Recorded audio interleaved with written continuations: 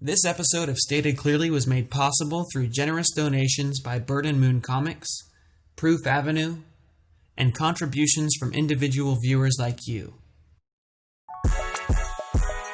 Stated Clearly presents, what exactly is evolution? In biology, the theory of evolution doesn't tell us exactly how life began on Earth, but it helps us understand how life, once it came into existence, diversified into the many incredible forms we see now and in the fossil record. It also helps us make sense of the way in which modern creatures continue to adapt and change today. In biology, evolution can be defined as any change in the heritable traits, those are physical traits like fur color in mice, spots on the wings of butterflies, or instinctive behaviors like the way that dogs greet their friends with a sniff, within a population across generations. This definition can be a bit confusing, so let's see how it works. All healthy living things, from single-celled amoebas to flowers to dolphins, are capable of reproduction. We have children, we make copies of ourselves. We do this by duplicating our DNA and passing that DNA on to future generations. DNA is a chain-like chemical stored inside each one of your cells, which tells them how to grow and function. Your DNA contains coded information on how to build you. The information in your DNA is different than that of, say, a daffodil's DNA, which is why you look and function differently than a daffodil. The information in your DNA is slightly different than that of Elvis Presley, which is one of many reasons you don't look or act quite like he did.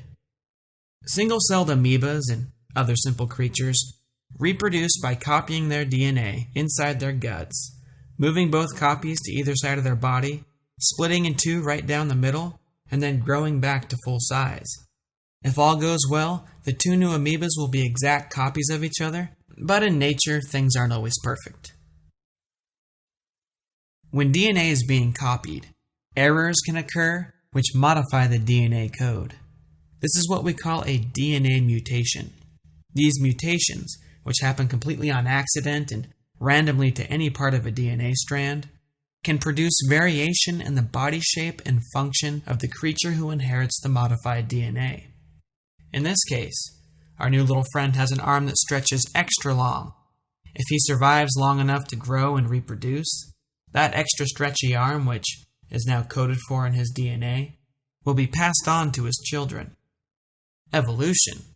Any change in the heritable traits within a population across generations has officially occurred. Reproduction for dolphins and badgers and people is a little more complicated. We have to find ourselves a partner. When two badgers get together and, fall in love, a sperm cell from the father, which contains a copy of half of his DNA, only half, combines with the egg cell of the mother, which contains half a copy of her DNA. The result is a brand new cell with a complete set of DNA instructions, all the information needed to divide and grow up into a brand new badger. The new child matures to be similar to her parents, but also unique because she develops some traits from her mother's DNA and some from her father. Her new combination of traits can be passed on to her children, and again, evolution. Any change in the heritable traits within a population across generations has officially occurred.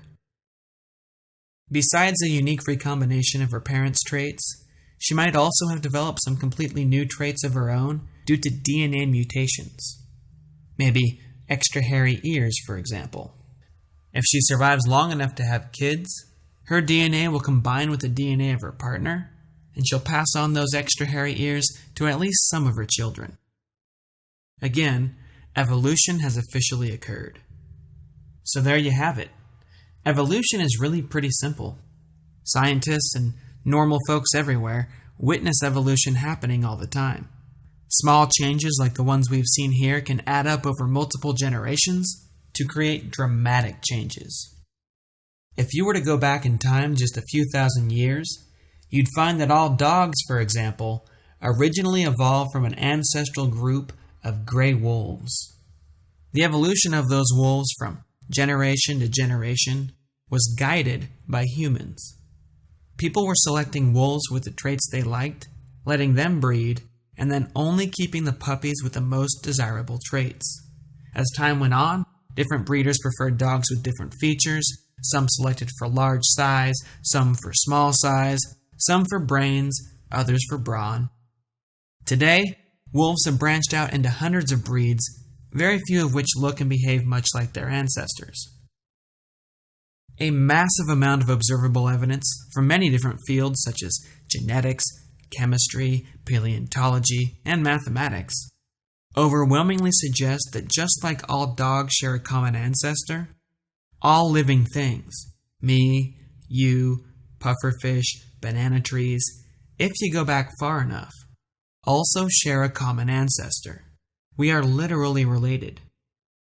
We don't know what the first life form was or exactly how it came to be, but the simple process of reproduction with variation over billions of years looks to be responsible for all the diversity of life we see today. Now, you might be saying, wait a minute, hold on here. Isn't evolution random? To do something functional like turn a wolf into an adorable mini poodle, random evolution had to be carefully guided by an intelligent dog breeder. Researchers claim that all mammals evolved from an ancient shrew-like creature, but the difference between a shrew and an elephant is far greater than that of a wolf and a poodle. Who guided that process?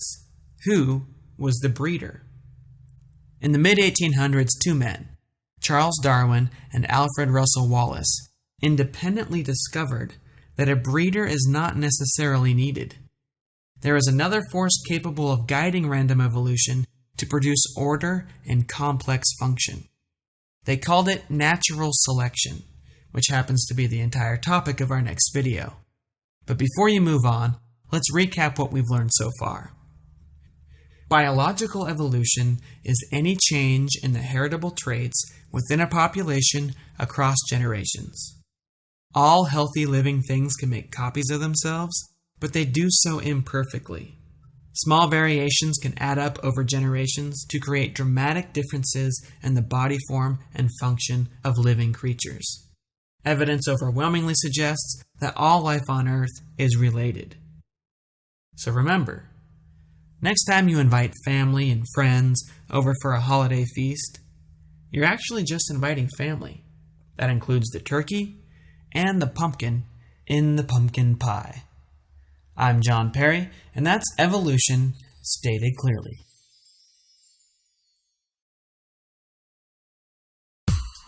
Thanks for watching our show. I hope you enjoyed it. Make sure to give us a thumbs up on YouTube and subscribe to us if you want to see more. Stated Clearly is funded by our viewers, and we are in need of support. If you like what we do, consider contributing. You can do so by visiting our website at statedclearly.com.